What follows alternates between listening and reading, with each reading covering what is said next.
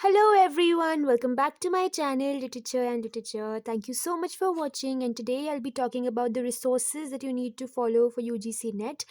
I would give a disclaimer that these resources, whatever you're seeing here, like you don't have to do them like in their entirety. Things have to be picked and chosen, and how you'll do that, I'll tell you. Okay, even though I've written these two books names in the first place and the second place, but this is what you need to emphasize, and I just can't emphasize enough. I don't know how I explain, but um PYQs, nothing more is important than PYQs.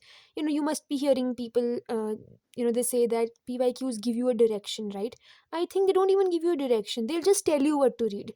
You know what your first fundamental thing that you have to do is do your PYQs really, really properly and make your notes on them. And when you're done with that, then go for other things, because PYQs, trust me, take a lot of time if they have to be done properly.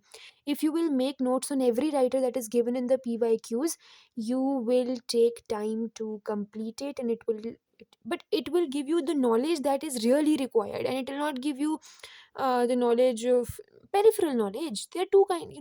You have to make a strong base first before you increase your knowledge, and that strong base will be developed from here, because there is a very high chance that PYQs will be repeated in different ways, but the same concept is repeated. I'll give you an example.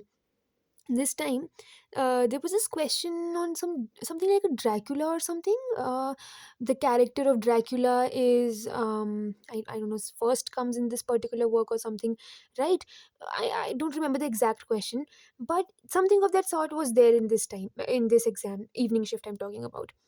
They have already asked us something related to the Dracula thing earlier also. They also tend to ask you questions on Gothic literature more than any literature. There was a time when they would really ask you Gothic literature and the novels related to it one after the other. Like one question would be there in the exam. That means Gothic has to be done properly. And how much in detail? Now they do not expect you to do Gothic in like lot of detail, because whenever they've asked you, they haven't really gone into the details of the story, just the name of the writer and the name of the book, and the writers were not that important. So what they are trying to get from you is that you should have knowledge about what all Gothic literature has been written, even if you do not know what happens inside the story. So this kind of analysis, whatever I'm saying here, this comes with the doing of PYQs. And if you think you will just once see the PYQs and you will know it, no, that doesn't happen. You have to do it a minimum of like 4 5 times, and that is when you will start seeing the connections. And this is quite a possibility that what connection I am seeing you won't see, and what you will see I won't see. So it's always good, if you have a group of friends, you all can analyze together, and then then share whatever you found out. Like when I started, of course I did not have the knowledge to connect and to think that okay, Gothic is being asked or anything, but I did have the knowledge of the fact that settings are being asked. I did not know कि किस novel की setting पूछ रहे हैं वो, पर मुझे ये पक्का पता था कि वो सेटिंग्स पूछते हैं। अब किसकी पूछते हैं वो मुझे अब पता चला है कि ऑब्वियसली जो जो बार बार आ रहा है, जो चीज़ बार बार रिपीट हो रही है, उसकी वो सेटिंग पूछेंगे, क्योंकि वो इतना एक्सपेक्ट करेंगे कि अगर हर साल ही पेपर में आएगा तो आपको उसका डिटेल्ड पता होना चाहिए। ऑन द अदर हैंड, अगर मान लीजिए कोई चीज़ सिर्फ एक बार आई है, तो उसका इतना डिटेल ज़रूरी नहीं है। इवन दो अगर आप कर लो तो वो एक सेफ साइड पे रहेंगे आप, क्योंकि पीवाईक्यूज़ हमें लगता है कि ये तो हो जाएँगे, ये तो थोड़े से ही हैं, हम पहले सिलेबस कंप्लीट कर लें। ऐसे नहीं करना है, उल्टा करना है। आपने पीवाईक्यूज़ देखने हैं, उसके बेसिस पे आपके नोट्स होने चाहिए, और आपको देखना है कि आपकी, ऐसा कभी नहीं सोचना है कि यार ये तो पीवाईक्यूज़ में आया था, ये तो मेरे नोट्स में ही नहीं है, मैं तो नोट्स ही गलत बना रही हूँ। That should not be the approach, क्योंकि यार किसी से भी नहीं होगा वो। अब हम सब हैं तो हम स्टूडेंट्स ही ना, हम सभी की एक लिमिट है, कैपेसिटी है, एक टाइप का सिलेबस हमने पढ़ रखा है। तो ट्रस्ट मी, पीवाईक्यूज़ को आप जिस दिन मास्टर कर लेंगे ना, उस दिन आपको, मतलब आप ऐसा नहीं फ़ील करेंगे कि यार कितना पढ़ूँ, कितनी डेप्थ में जाऊँ, क्या करूँ? वो आपको होगा ही नहीं। अगर होगा तो आप लिखो फिर कमेंट सेक्शन में, फिर मैं देखूँगी कि क्या मतलब मुझे ऐसा लगता है ऐसा नहीं होना चाहिए, क्योंकि मुझे भी पहले ऐसा ही होता था कि कितनी डेप्थ में जाना है, कहाँ करना है, क्या करना है, कोई पता नहीं लगता था। But once I did the PYQs properly, जो मैंने थोड़े लेट किए, और मुझे अब ये अंडरस्टैंडिंग डेवलप हुई है जब एग्ज़ाम हो भी गया, मतलब बहुत बेटर परफॉर्मेंस हो सकता था अगर मेरे को पीवाईक्यूज़ ढंग से पता रहते। So you don't do the mistake. Sorry, it's raining outside, if you have मतलब आपको आ रही होगी आवाज़। Okay, So this is about the PYQs, and I cannot stress more on this. This is very very very very, I don't know how many varies to put, very important. Okay, और इस चीज़ को हम appreciate नहीं कर पाते हैं। आप please गलती मत कीजिएगा, PYQs बहुत इंपॉर्टेंट है। जब ये हो गया, ठीक है, आप बोल रहे हैं, आज आप बोल सकते हैं ठीक है, now I know the PYQs really well, now what? Then you would go for any book, these are very good books according to me, very very good books, but once you're done with the PYQs, do whichever book, good, bad, not very good, average, doesn't matter. It really doesn't matter unless you know how much you have to study from where. Book first line to last line थोड़ी पढ़नी होती है। आपको लगता है कितने pages है total? मेरे को देखने दो मुझे। इट हैज़ अराउंड 605 पेजेस, पर वो तो इंडेक्स को मिला के हैं, पर अराउंड 600 पेजेस, 580 के करीब। इतने आपको लगता है आपको ये याद रहेंगे अगर आप इसको सारे को पढ़ने की कोशिश भी करोगे? इतने के तो टोटल आपके नोट्स बनने चाहिए जब आप बनाओगे, और वो कितनी डेप्थ में मैंने आपको बता दिया, आपको PYQ से पता चलेगा। और जब तक आपको पता नहीं चल रहा है ना, कि अगर आप ऐसा लग रहा है आपको कि मुझे नहीं पता चलता है कि PYQ से कितना कैसे पता चलेगा कि कौन सा वर्क करना है, कितनी डेप्थ में करना है, इसका मतलब आप ठीक से नहीं कर रहे हो। इसका नहीं तो आपको 100% पता चलेगा, क्योंकि मुझे भी ऐसे होता था कि यार सब बोलते हैं PYQs करो, PYQs करो, मुझे समझ ही नहीं आ रहे हैं करना क्या है। तो वो चीज़ होएगी, स्टार्टिंग में तो होगी, पर आप जैसे 3-4 बार कर लोगे ना क्वेश्चंस, फिर आप कनेक्शंस देखने लगोगे, और ये ट्रस्ट मी ऐसा होगा। उसके बाद हमको बता दिया कि आपने फिर बुक्स में से मेजर पॉइंट्स लेने हैं कि आपको लगता है कि ये पूछ सकता है एग्जाम में, वो आप डेवलप करोगे जब आप PYQs देखोगे। PYQs में ठीक-ठाक टाइम देना है, ठीक-ठाक, मतलब ऐसे नहीं कि हाँ 10 दिन में हो गए, नहीं होते हैं, महीना भर अच्छे से लगेगा तब आपको समझ आएगा। और अगर आप बिना PYQs के, बिना किसी डायरेक्शन के पढ़ रहे हो ना, तो मतलब मैं क्या बोलूँ, मतलब फिर आपका मुश्किल वो है, मतलब आपको इट्स ऑलमोस्ट लाइक कि आप ये पॉइंट है जहाँ पहुँचना है, और आप ऐसे पता नहीं कहाँ-कहाँ चल के फिर जाके कहीं पहुँचोगे। इससे बेटर है सीधा पहुँचना है, ठीक है? उसके बाद ये वाला जो है, बुक्स का मैंने आपको बता दिया, ये अच्छी बुक्स है मेरे ख़्याल से, ये भी बहुत अच्छी है, ये भी बहुत अच्छी है, जो पढ़नी है पढ़ो। इन दोनों में ही आई थिंक मॉडर्न और पोस्ट मॉडर्न राइटर्स उतने अच्छे से कवर्ड नहीं हैं। आपको उसके लिए अलग से बुक पढ़नी पड़ेगी, बुक नहीं मतलब कहीं से भी पढ़ो, आप विकिपीडिया से पढ़ो, कहीं से भी, पर वो आपको करना पड़ेगा। ये चीज़ तो बिल्कुल लास्ट में करनी है, जिस दिन आपको लगे ना बस अब तो मुझे बहुत ही आता है और अब तो मुझे सब कुछ याद है, that is when you will do central universities का सिलेबस, गो थ्रू करना है। ऐसे नहीं करना कि ठीक है पूरा पढ़ने ही बैठ गए कि अच्छा सिलेबस का ये है, इसके अंदर क्या है, नहीं।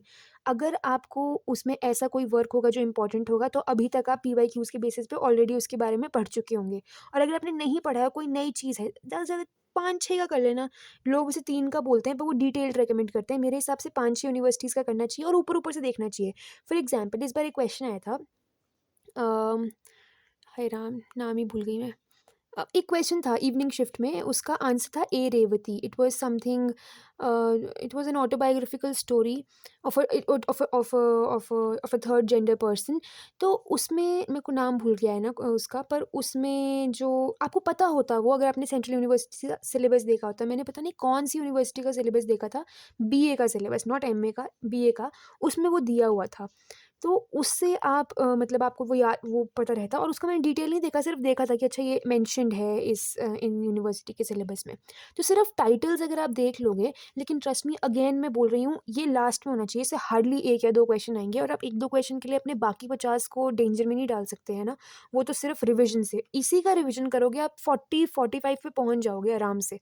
मैं सिर्फ़ PYQs बोल रही हूँ, सिर्फ़ PYQs पढ़ने आने चाहिए, करना कैसे है, सिर्फ़ इसी के बेसिस पे आप 40 पे पहुँच सकते हो। अब 40 से 55-60 तक पहुँचने में भाई बहुत ज़ोर लगता है, और उसमें आपको फिर बार-बार रिविज़न करने हैं, थोड़ा-सा अपना पेरिफेरल नॉलेज बढ़ाना है, उससे हो जाएगा। बाकी ऑनलाइन साइट्स में मेरे हिसाब से आपको विकिपीडिया और लिट चार्ट्स मेरा पर्सनल फ़ेवरेट है, क्योंकि आई डोंट नो, इनका जो ये इंट्रोडक्शन वाला होता है ना, आप कोई भी टेक्स्ट खोलेंगे उसमें एक इंट्रोडक्शन होती है और समरी होती है, एक फुल मतलब एक ओवरव्यू सा होता है, उससे पहले एक इंट्रोडक्शन होती है। इंट्रोडक्शन बहुत अच्छे से पढ़नी है हर टेक्स्ट की, जो भी इंपॉर्टेंट टेक्स्ट्स हैं उसकी भी मैं वीडियो डालूँगी, कौन-कौन से टेक्स्ट पढ़ने होते हैं।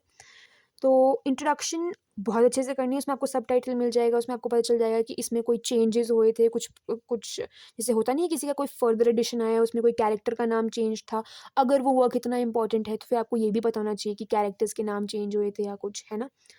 तो लिट चार्ट्स उस मामले में बहुत अच्छा है और विकिपीडिया से आपको चीज़ों की इंपॉर्टेंस पता करने में आसानी रहती है इन केस चीज़ें पिछले सालों में नहीं आई हैं। जैसे कुछ राइटर्स ऐसे होते हैं जो बहुत ज़्यादा बहुत इंपॉर्टेंट होते हैं और हमें पता है कि वो बहुत इंपॉर्टेंट है, बट क्योंकि वो पीवाईक्यूज़ में नहीं आए तो आपको पता ही नहीं चलता है कि आपको उसमें क्या इंपॉर्टेंट वर्क है। वो आपको यहाँ से पता चल जाएगा। जो फर्स्ट पैराग्राफ में 2-3 वर्क्स लिखे हैं, उनके बारे में डिटेल में पता होना चाहिए और वो बस बात खत्म। ठीक है? I think that's it for the resources. मुझे नहीं पता कि इससे ज़्यादा अगर आपको कुछ मतलब अगर आपको लगता है कि रिसोर्सेज़ कम है, ट्रस्ट मी अच्छे से करो, ये बहुत-बहुत ज़्यादा है, बहुत ज़्यादा। आप आपका ऐसा नहीं होना चाहिए कि मतलब बहुत सारी बुक्स पढ़ी हैं और याद करने में दिक्कत हो रही है। आपका ऐसा होना चाहिए, ये पेज है, ये मेरे नोट्स हैं और मुझे अच्छे से याद है, मेरी आँखों के सामने ये छपते हैं जैसे मैं सोचती हूँ। बोला एंथनी बर्गस, पूरा पेज याद आना चाहिए अपने नोट्स का और नोट्स बार-बार नहीं बनाने हैं। एक बार बनाओ, खुले-खुले बनाओ ताकि आप उसमें बाद में ऐड कर सको। ऐसा नहीं करना है कि अलग-अलग वो बना रहे हैं नोट्स, उसमें आपको पता है कितना कन्फ्यूज़न होता है। मेरे पास कुछ राइटर्स के थे क्योंकि मेरे पहले मैंने जो नोट्स बनाए वो शायद उसमें थोड़ी गड़बड़ हो गई थी। थोड़ा मैंने मतलब मुझे ऐसा लगा कि शायद वो अच्छे नहीं बने हैं, तो मैंने फिर से बनाए। तब ऑब्वियसली खुले-खुले बनाए पर फिर वो ना कन्फ्यूज़न क्रिएट होता है दिमाग में। मुझे पता है आज भी मेरे को दिमाग में उन राइटर्स के लिए कन्फ्यूज़न है और जिनका सिर्फ़ 1 पेज के नोट्स थे या 2 जितने भी थे बस एक ही बार बनाया और बस उसी में एडिशन की, वो मुझे अच्छे से याद है।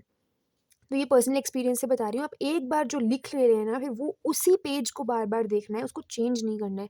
इसीलिए तो कहते हैं कि अलग-अलग जगहों से नहीं पढ़ना चाहिए, एक जगह से पढ़ना चाहिए क्योंकि फिर फोटोग्राफिक मेमोरी डेवलप होती है और होती है। आप इसे जैसे बार-बार रिवाइज़ करेंगे, आपको पूरा-पूरा पेज छपने लगेगा, मैं बता रही हूँ मतलब ऐसा होता है।